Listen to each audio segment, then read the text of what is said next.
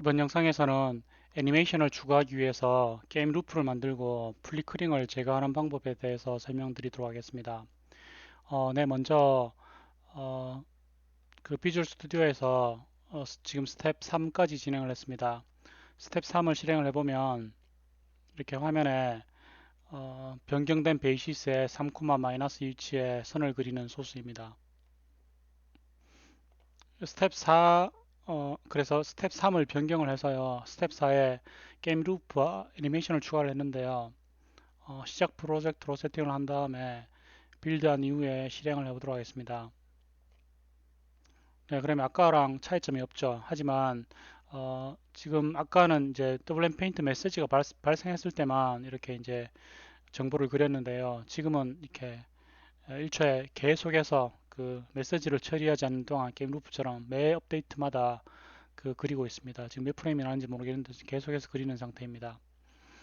만약에 이렇게 구현했을 때 실제적으로 플리커링을 제거하는 루틴을 추가하지 않았을 때 어떤 일이 발생하는지 한번 보여드리도록 하겠습니다. 지금 on idle에 보면요, 지금 새로 만들어진 함수인데 일단 플리커링을 보여드리기 위해서요, 그 두 번째 버퍼를 만들어서 g underscore hdc가 가리키도록 했는데 이거를 두 번째 버퍼를 쓰지 않고 기본 버퍼 여기서 보면 매 프레임마다 그 디바이스 컨텍스트 핸들을 하나 만들거든요. 이거를 그대로 써서 지우고 그리는 작업을 해보겠습니다.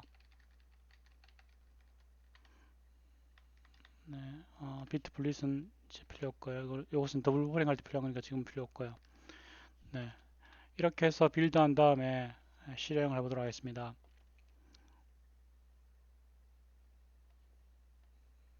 네, 어, 네, 실행해 보도록 하겠습니다. 빌드한 다음에 실행을 해보면 중간에 보면 이렇게 중간에 끔뻑끔뻑거리는 게 보입니까? 이렇게 비정기적으로 보면 끔뻑끔뻑거리는 현상이 생깁니다. 이것을 뭐라 그러는가 하면 플리커링이라 그럽니다. 플리커링은 이렇게 이런 일이 왜 생기는가 하면 이 똑같은 화면에 배경을 지우고 그리고 할 때 그 지우고 그리는 과정이 보이기 때문에 이렇게 끔뻑끔뻑거리게 되는 현상을 플리커링이라고 합니다. 플리커링을 제거하기 위해서는요, 더블 버퍼링이라는 방법을 써줘야 되는데 소스를 다시 복구를 해보도록 하겠습니다. 네, 이 소스를 그대로 다시 원래 소스를 써서 소스를 복구하도록 하겠습니다. 그래서 다시 빌드해서 실행을 해보면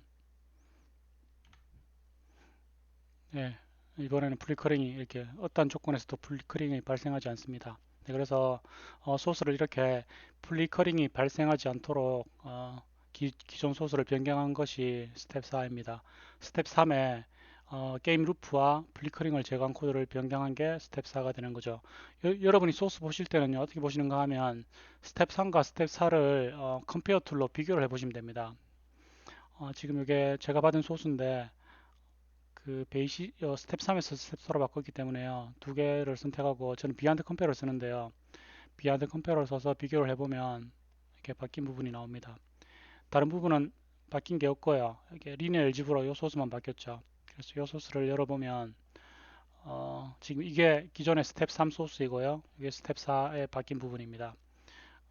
타이머를 쓰기 위해서 mmsystem.h를 인클루드 했고 윈도우 멀티미디어 라이브러리 파일을 프라그마 코멘트로 라이브러리를 지정을 했습니다. 그 다음에 두 번째 버퍼를 위해서 전역 HDC를 하나 만들었고요. 이 HDC가 사용하는 비트맵 하나 만들었고요. 그 다음에 윈도우 사이즈가 바뀔 때마다 비트맵을 새로 만들어줘야 되거든요. 그래서 클라이언트 영역의 크기를 구하는 크기를 유지하는 g 언더스코어 클라이언트 렉트 함수를 변수를 하나 추가를 했습니다. 그 다음에 게임 루프와 관계된 함수를 네 가지 추가를 했는데요.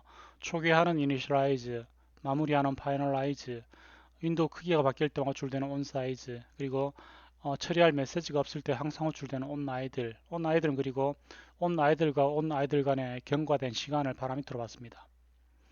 네, 그 다음에 윈메인을 변경한 걸 보면 게임 루프에 들어가기 전에 initialize를 한번 호출해 줬고요. 그 다음에 경과된 시간을 얻기 위해서 time get time을 호출해서 시간을 old time에 저장을 했습니다. 그리고 기존에 get 메시지로 되어 있었는데 이것을 pick 메시지로 바꿔야 됩니다. get 메시지는 메시지 큐에 메시지가 없으면 메시지가 발생할 때 기다립니다. 그러니까 블락킹이 되는 거죠. 근데 메시지가 없더라도 계속 처리를 해야 되기 때문에 pick 메시지를 호출해 줘야 됩니다. 그리고 메시지를 제거하기 위해서 pick 메시지의 마지막 파라미터로 pick 메시지 remove를 지정을 하면요. 메시지가 있으면 메시지를 꺼내고 메시지가 없으면 메시지가 꺼내지지 않고 바로 리턴되고 이런 식으로 동작합니다. 그리고 온 아이들의 경과 시간을 전달해 주기 위해서요. 새로운 시간 죄송합니다. 새로운 시간을 얻고요. 그 다음에 온 아이들에 보면 새 시간에서 이전 올드 타임을 빼서 나누기 1000 해줍니다. 밀리세컨드 단위로 없기 때문에 나누기 1000 해주면 경과 시간을 세컨드 단위가 됩니다. 그리고 프레임 루프를 약간 느리게 해주기 위해서요. 그러니까 이 윈도우 중용 프로그램 말고도 다른 애들도 입력 포커스를 가졌을 때 처리를 할 수 있어야 되니까 일부러 슬립 10 정도 줬습니다. 0.001초 정도 0.001초 정도 기다립니다. 그 다음에 더블랭키트 피크 메시지가 피크한 게 더블랭키트 메시지면 루프를 탈출하는 거죠. 그래서 이렇게 간단하게 게임 루프를 만들었고요. 게임 루프를 빠져나오고 나서 파이널라이즈로 호출합니다. 다음에 기존의 온페인트는 없앴습니다. 이제 온페인트에서는 뭔가 그리지 않고요. 온 아이들 내부에서 그려야 합니다. 그리고 WM 사이즈 메시지가 발생했을 때는 온 사이즈를 호출해서 크기에 대응하는 무슨 처리를 해줘야 되고요. 지금은 이니셜라이즈에서는 아무것도 하지 않습니다. 그리고 파이널라이즈에서는 전역으로 생성한 G_HDC를 딜리트 해줘야 되고요. 다음에 이 HDC에 생성한 비트맵 역시 딜리트 해줘야지 리소스가 안전하게 마무리됩니다. 그리고 온 사이즈 구현을 보면 클라이언트 영역의 크기를 구해서 중심 위치를 구하고요. 그래서 스크린 코디네이트 중심값을 세팅을 하고요. 그다음 여기 보면 이 현재 메인 윈도우와 호환되는 get 디바이스 컨텍스트 핸들을 얻습니다. 그리고 이 디바이스 컨텍스트에서 사용 가능한 호환 가능한 디바이스 이 메인 윈도우의 디바이스 컨텍스트와 호환되는 디바이스 컨텍스트 핸들을 하나 더 만듭니다. 그리고 이 HDC에서 사용할 비트맵을 생성을 합니다. 그래서 create convertible bitmap이라고 해서요. 이 HDC에서 사용할 비트맵을 이렇게 하나 생성을 하는 거죠. 그리고 디바이스 컨텍스트 핸들에 비트맵을 선택을 하는 거죠. 그래서 어떻게 되는가 하면 화면 DC하고 똑같은 현재 윈도우의 DC하고 똑같은 DC를 하나 만들어서 이 DC가 비트맵을 하나 가지고 있기 때문에요. 만약에 여러분이 HDC에 그리지 않고 G_HDC에 뭔가 그리는 함수를 호출하잖아요. 그러면은요 화면에 그려지는 게 아니라 클라이언트 영역에 그려지는 게 아니라 이 비트맵에 그려지게 됩니다. 그러니까 안 보이는 버퍼가 만들어지고 그 버퍼에 그리는 게 되는 거죠. 그리고 onIdle 함수에서는 여기 보시면 클라이언트 영역에 with 사이트 얻어내고요. 그 다음에 브러쉬, 흰색 브러쉬를 하나 만들어서 안 보이는 히든 버퍼죠. 히든 버퍼에 브러쉬를 선택을 해서 렉탱글을 그립니다. 이 말은 안 보이는 버퍼를 모두 흰색으로 지워준다는 얘기죠. 이 크기하고 똑같이 그 렉탱글을 그리니까요. 그래서 안 보이는 버퍼를 모두 지워주고 그 다음에 이 내부 루틴을 보면 베이시스 2 세팅을 해서요. 그 다음에 그리드 엑시스 라인에서 뭔가 그리죠. 그러니까 그리고 파라미터로 G_HDC입니다. 안 보이는 버퍼에 뭔가 쫙 그리는 거죠. 그리고 버퍼에 다 그려지고 나면 이 버퍼에 그려진 내용을 화면 버퍼, 클라이언트 영역의 버퍼로 이렇게 옮겨줍니다. 이게 소스고 이게 데스티네이션입니다. 비트 블리트는 비트 단위로 빠르게 전송하는 함수입니다. 이렇게 복사를 하면 화면 버퍼에 복사가 되는 거죠. 그리고 사용한 브러쉬를 딜리트 해줍니다. 자, 이렇게 추가를 해줘야지 플리커링이 없어지게 됩니다. 지금 플리커링이 기본적인 문제점이라는 것을요, 제가 한번 설명을 해보도록 하겠습니다. 예를 들면 다이렉트 X에서도요, 혹은 오픈GL에서도 이렇게 플리커링 문제를 해결하기 위해서요, 버퍼를 보이지 않는 버퍼를 여러 개 씁니다. 그것을 뭐라 그런가 하면 페이지 플리핑, 서피스 플리핑이라고 합니다. 이것은 다이렉트 3D의 그림입니다. 여기 보면 비포 블리핑 ABC 되어 있다가 그리고 A에 보면 프론트 버퍼라고 되어 있죠. 이게 화면에 보이는 버퍼라는 뜻입니다. 그리고 실제로 그리는 작업은 백 버퍼에 그리게 되는 거죠. 프론트 버퍼는 어떻게 되는가 하면 만약에 여러분 화면 이렇게 전체 모니터가 이렇게 있으면 이 프론트 버퍼의 시작 주소가 이 화면의 시작 위치가 실제로 프론트 버퍼의 시작 주소가 되는 거죠. 그러면 그래픽 카드가 화면에 뭔가를 그려야 되면요, 이렇게 쭉 스캔하면서 그리는데 이 프론트 버퍼의 내용으로 화면 버퍼를 채우는 거죠. 처음에는 A 버퍼가 사용이 되겠죠. 네. 근데 화면에 프론트 버퍼 A에 있는 내용을 화면에 채울 때, 그 다음 스텝에서는요, 그리는 과정이 보이면 플리커링이 생기기 때문에 B 버퍼를 사용하는 겁니다. 그리는 것은 B에 이루어지고요. 이전 프레임 무브에 그려진 것은 A 버퍼에서 보이는 거죠. 그래서 B 버퍼에 다 그려지면 플리핑해서 그 다음 스텝으로 이렇게 넘어가는 거죠. 이제 B 버퍼의 내용이 그려지고요. 그 다음에 B 버퍼의 내용이 그려질 동안 그 다음 프레임 버퍼는 C 버퍼가 이렇게 준비가 됩니다. 네, 이렇게 하는 것을 어, 화면에 그리는 이 그 메모리의 시작 주소를 계속해서 바꿔 준다라고 해서 플리핑이라고 합니다. 실제로 지금 이 그림에서는 우리가 버퍼를 3개 사용을 했습니다. 트리플 버퍼링이 되는 거죠. 버퍼를 뭐 2개, 3개 사용할 수 있는데요. 일반적으로 뭐 2개 쓰고요. 요새는 그래픽 하드웨어가 좋아져서 3개 씁니다. 그러면은 오버랩 할 수 있는 그 프레임 버퍼의 크기가 많아지기 때문에 그 하드웨어 그 모니터의 리프레시 레이트에 종속되지 않는 프레임을 얻을 수 있게 됩니다. 그래서 보통 뭐 버퍼를 3개 요새는 쓴다라고 보시면 되고요. 어쨌든 최소한 2개 이상을 써야지 됩니다. 그럼 실제로 다이렉트엑스에서도 이렇게 플리핑 해주는 그 루틴을 호출해 주고요. 다이렉트엑스는 게임 어플리케이션이니까 이미 이제 게임 루프와 이런 이제 히든 버퍼에 대한 플리핑, 예전에 이걸 MS-DOS에서는 더블 버퍼링이라고 불렀거든요. 예, 히든 버퍼를 관리하는 루틴이 이미 구현되어 있는 거죠. 이때 이 서피스를 플리핑 해주는 다이렉트엑스 함수가 뭔가 하면 프리젠트입니다. 그래서 다이렉트엑스 예제가 마지막에 추가되어 있으니까요. 텍스트를 네, 해서 이 텍스트를 열어보면 이렇게 렌더가 매 프레임마다 렌더링 해야 될 도출이 되거든요. 그래서 비긴신 이후에 그리기 함수가 이렇게 호출할 수 있고요. 그리기 함수를 끝낼 때는 엔드신 해줘야 되고요. 그 다음에 이런 백버퍼에 그려지겠죠. 백버퍼에 그려진 내용을 실제로 플리핑 해주는 게 프리젠트입니다. 그래서 실제로 실행을 해보면 플리커링이 생기지 않으면서 이렇게 제대로 렌더링이 되는 걸 플리커링 생기지 않죠. 이렇게 이미 다이렉트엑스가 그 더블 버퍼링, 그러니까 페이지 플리핑을 구현하기 때문에 이렇게 이제 되는 거죠. 네. 근데 만약에 하드웨어 상에서 그 그리는 영역의 시작 주소가 풀스크린 같은 경우는 이렇게 주소가 결정되기 때문에 백버퍼를 바로바로 바꿔주면 되는데요. 이렇게 안 되는 경우가 있습니다. 예를 들어서 지금 우리가 이제 프리페어 이 그 예제를 실행을 해보면요. 이 시작하는 위치가 이렇게 매번 달라집니다. 드래그 할 때마다 이 시작 위치가 달라지죠. 그래서 이때는 실제로 비디오 영역의 시작 주소를 매번 바꾸는 방식은 사용이 불가능합니다. 이게 하드웨어 모니터의 시작 주소가 아니니까요. 이때는 어떻게 하는가 하면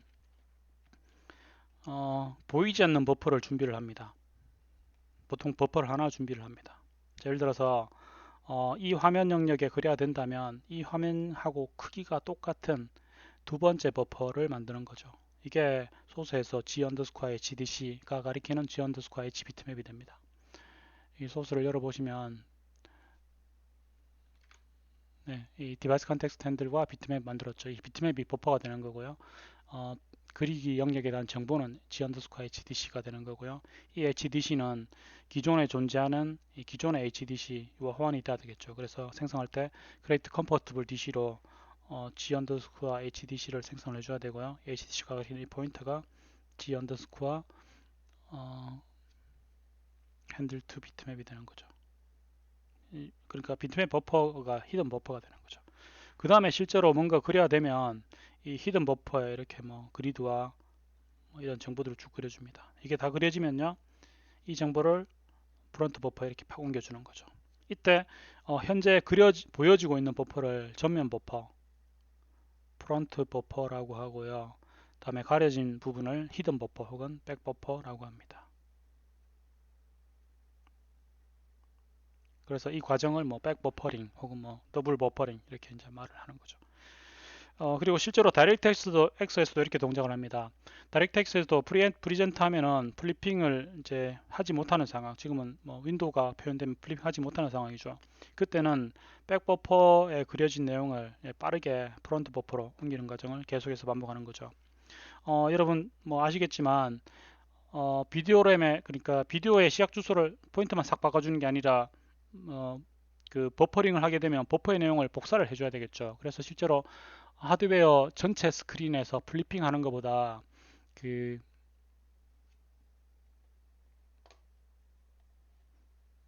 네, 전체 스크린에서 그 플리핑 하는 것보다 버퍼를 복사하는 비용이 약간 더 시간이 느립니다. 그래서 전체 화면으로 하면은 프레임이 약간 더 빨라질 수 있습니다. 네. 그래서 그 과정을 전체적으로 설명한 것입니다. 전역 변수로 디바이스 컨텍스트 핸들과 비트맵, 그다음에 클리언트 영역 선언해 줘야 되고요. 그다음에 필연 함수가 4개 있다라고 했고요. 그 다음에 메시지 루프에서 get 메시지 대신에 pick 메시지로 줄여줬고요.